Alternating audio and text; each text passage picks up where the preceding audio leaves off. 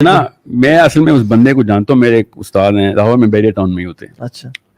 I mean, this man has changed my life. اللہ تعالیٰ نے job Lanka, he died now last year, corona سے ہی.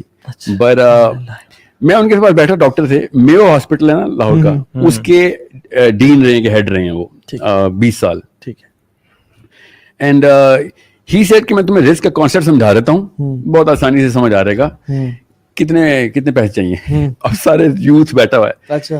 سب چپ, شرمندگی میں سوال کا جواب کون دیتا ہے؟ یہ تو اوقات ہے پیسے کی کہ تم بتاتے ہوئے بھی شرمندہ ہو رہے ہو. جیسے کہ کوئی میں نے زنا کا سوال کر لیا, یار پوچھو کتنے پیسے چاہیے, کیوں نہیں بتا رہے ہو. ہی تو ایک تھا ذرا لڑکا, کہتا سر 10 کروڑ روپے چاہیے.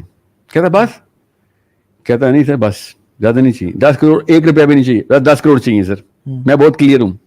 کہتا ریورس انجینئر کیا ہوا ہے, کیا کرو گے 10 کروڑ. کہتا جی سر. کہتا بتانا کیا لوگے. اس نے لٹرلی ماڈل بتائے گاڑیوں کے, جگہ بتائی کہاں پہ پلاٹ لینا ہے اس کا, ٹھیک ہے, لاہور میں, کہاں پہ, بیریا ٹاؤن میں پلاٹ بتایا. کہتا میں پلاٹ لینے سے 4 کنال سے کم گھر نہیں ہوتا. اچھا اچھا. I mean that boy اللہ کی طرف سے پلیس ہوا تھا, ایسے بول رہا تھا چربا زبانی سے, مگر you know how our youth is, کہ پوچھا ہے تو سیدھا سوال پوچھا تو سیدھا جواب لے, بالکل ٹھیک کیا. And he appreciated the boy کہ ہاں ٹھیک کیا, یہی تو پوچھ رہا تھا یار, کسی میں ہمت نہیں ہوتی بتانے کی. بتایا 10 کروڑ روپے ہو گئے, پلاٹ بھی ہو گئے, کتنے بچے ہیں پیچھے.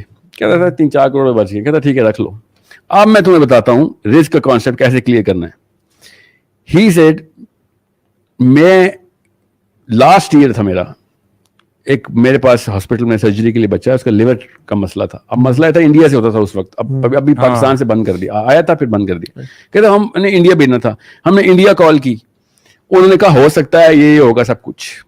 کہتا اس کا گھر تھا اس وقت لاہور کی ایلیٹ ماڈل ٹاؤن میں گھر تھا, ٹھیک ہے, وہ تھا کوئی 7-8 کروڑ روپے کا گھر, چھوٹا گھر نہیں تھا, کنال لگا تھا, زیادہ کا ہی ہوگا. کہتا اس بچے کے پیچھے صرف ایک بچے کے جان لیور بچانے کے لیے اس کا گھر بھی بک گیا, گاڑی بھی بک گئی, اور جتنا کوئی مال مول تھا ادھار بھی لیا اس نے. اب دھیان میں رکھنا اس بات کو, اگر تمہیں اللہ نے صحت دی ہوئی ہے نا تو یہ کروڑوں کا پلاٹ تمہارے اندر انسٹال ہوا ہوا ہے, ورنہ اسی کے لیے کروڑوں تمہارے ماں باپ قرضے لے لے کے کر رہے ہوں گے. تجھے ایک ایکسیڈنٹ کی مار ہے, تیری ایک لیور ٹرانسپلانٹ چھوڑ, کسی ٹانگ کے اوپر بھی چوٹ لگی نا, گاڑی کے نیچے آیا تو تیری گاڑیاں گئی وہاں سے.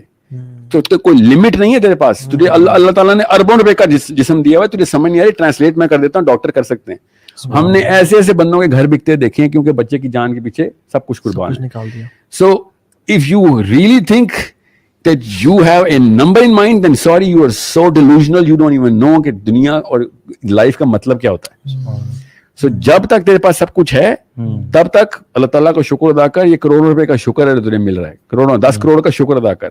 تیرے پاس لکھے ہوئے اپنی کمپٹنس کے اوپر تو نے جو بھی کام کیا لکھے ہوئے, تو اللہ تعالیٰ اس میں سے کروڑوں دیں گے. چاہے تو کمہار ہے, چاہے کسان ہے, چاہے تو موچی ہے, چاہے تو ڈاکٹر ہے, تو جو اپنا کام کر رہا ہے اگر وہ حلال ہے اس کے اوپر کمپٹنٹ ہو جا بس, اور کچھ بھی نہیں ہے.